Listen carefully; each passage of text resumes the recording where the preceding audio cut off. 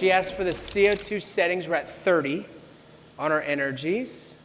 In terms of a level of density, the way they measure it on the new Solaria, she's got it at a 0.89%, which is about a, what did we say, millimeter or two?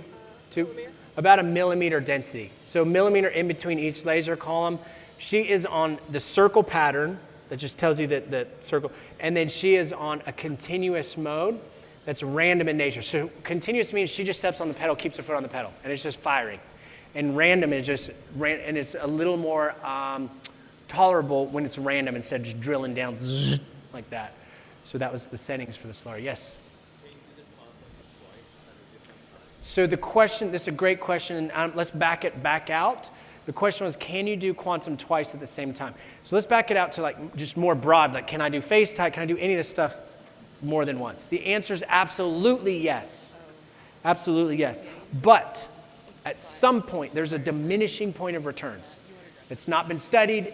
There's so many environmental factors, genetic factors, male-female factors that play to skin contraction. So at some point, absolutely, I've come back and face-tighted people a year or two later just to get it. You saw where I did Morpheus on top of face-tight at 6 months because I wasn't happy.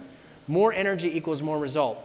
But there's a diminishing point of return. So my point is, if I quantumed her 10 times or 20 times, at some point, it's just the skin's going to contract, the maximum amount is going to contract, and I won't get a result.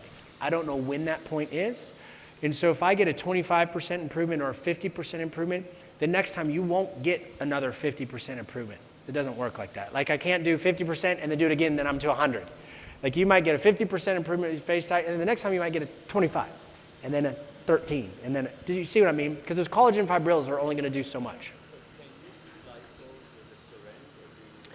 Love that question. Friends over here that can't hear, he asked, can you do lipo with a syringe?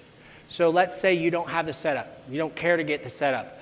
I do this move all the time. If I want to extend the boundaries of my quantum, I just want to push it a little bit more, I'll exceed my pulse count, and then I just use a tiny little fat harvesting cannula. It's like a 16 gauge blunt cannula that's for harvesting fat on a 10 cc syringe.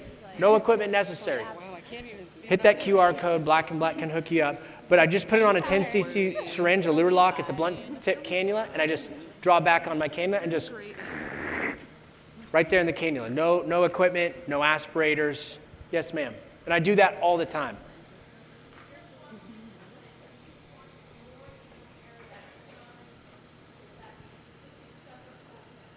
I love it.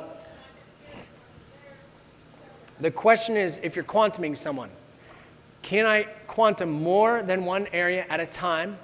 And is that considered a separate area? The answer is yes. So this would be like one area, 10 by 15. This would be 5 by 5. They're treated as separate areas. You can quantum them in the same day. Because all of our literature has based on that finite square centimeter area, right? Which is not the same as this. So when I'm doing my pulse count, I get 100 pulses here. I also get a 40 pulses here and 40 pulses here. It's each individual areas because it's based on this surface area, this surface area, this surface area. It's not looked at as a whole. Yes, your limit, she's asking about areas. Your limitation is patient tolerance and lidocaine dosing.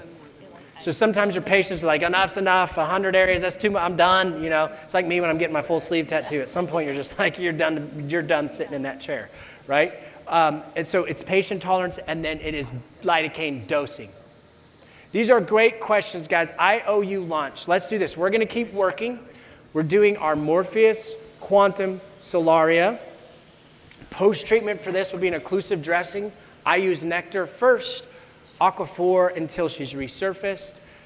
Day 1 through 3, she'll look a little rough. Sometimes around day 3 is the peak of the worst amount of how she's going to look. And then it gets better from there. This type of downtime will probably be 7 days social downtime.